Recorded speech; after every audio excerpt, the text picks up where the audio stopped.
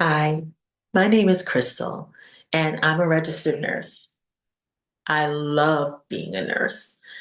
Um, I think it's the best profession in the world. But there was a time when I realized that loving this profession was slowly teaching me that I didn't matter. Um, I want to say this and I want to be really clear because I understand how sensitive a topic like this is.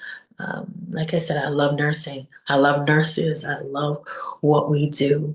But there was a time when I felt completely lost. And it wasn't because I hated my job. I love my job. But I just didn't know how to exist in a job where I felt like my needs didn't matter. I was physically exhausted, picking up extra shifts. If my colleagues needed me, I was there. If patients needed me, I absolutely was there.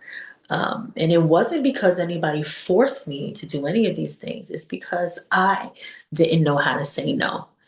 And I think what probably really struck me the most and what scared me the most, it wasn't the fact that I was tired. It was the fact that it was slowly changing me. It was changing how I um, communicated with others, how I communicated with those I love. I became snappy. I just wasn't the best person to be around.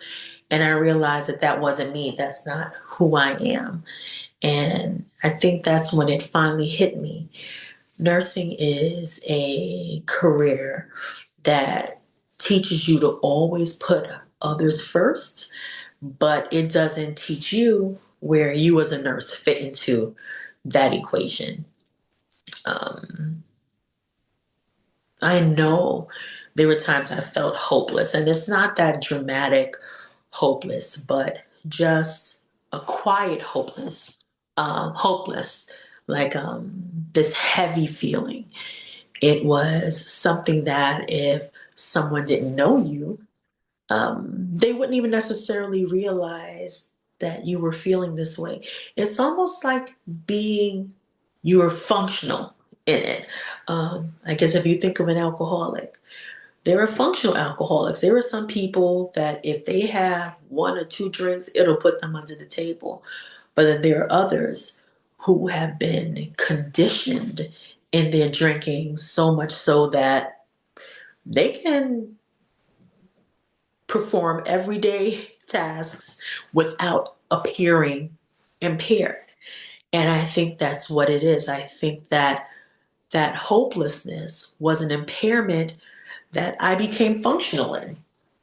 I know the thoughts that were going around in my head. I know how close I felt, how on the edge I was so many times that those closest to me didn't even understand and recognize what I was dealing with at that time. But it was a lot of pressure, both internal and external.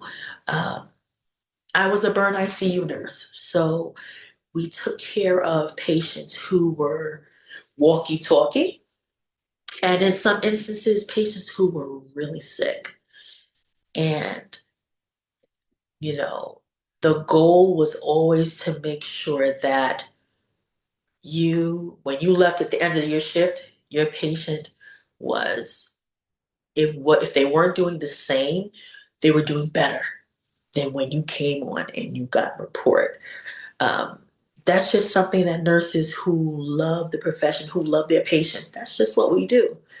We want to see our patients well. We want to see patients come back and you see how much better they are, especially little children, adults, just any and everyone who we take care of. That's what happens when you're a nurse who just has a heart for people. You want to see people well.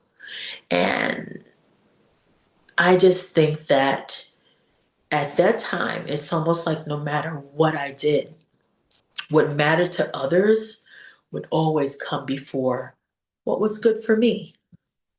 Um, I just started to believe that.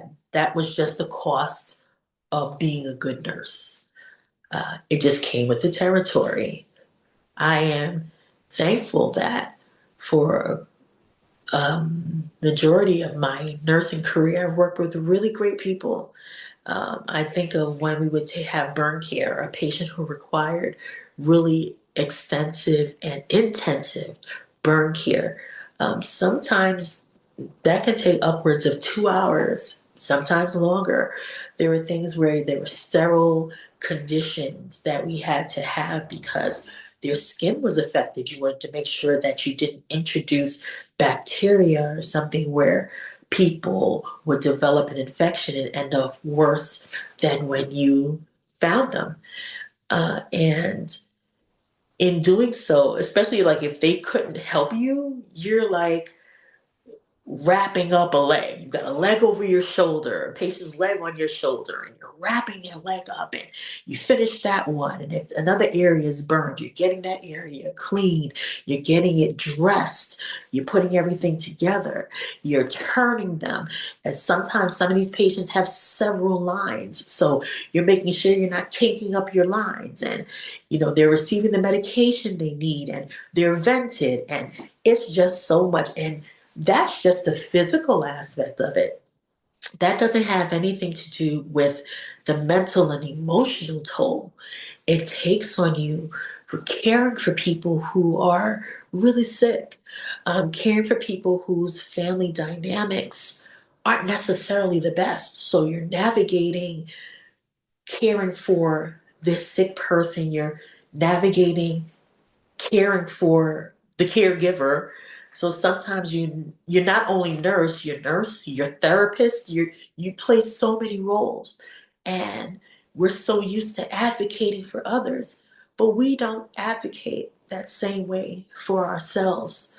So if you're watching this and you're a nurse and you feel lost inside, I need you to know that your well-being matters.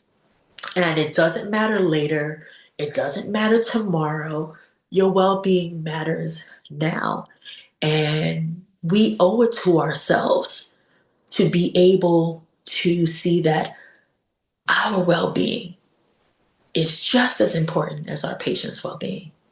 So, learning to put ourselves first doesn't make us bad nurses, it just allows us to remain whole nurses. So I invite you to join me on this journey. Uh, I'll be here every day and we'll look at what it takes for us to be whole nurses, that every aspect and area of our life is balanced. The same way we create care plans to make sure that when our patients leave the hospital, they're going home to the best possible environment they can go into, that we put that same diligence into caring for ourselves, that we put that same diligence into making sure that we have our own care plans. Nurses need a care plan too. So we're going to make sure that we do what's necessary, that we are always advocating for ourselves, that we're setting up the necessary boundaries, and that whatever that needs to look like for us, we're balanced. Be it time off, be it what it is we're doing at work, it's just something that we owe ourselves. And I think we've gone a long time by making sure everyone else is good. And it's time we do the same for ourselves. So I invite you to come along with me on this journey and let me know if there are things that you feel we need to talk about. I know there are things that we can, but I want you to know that we're a community. We're always stronger together.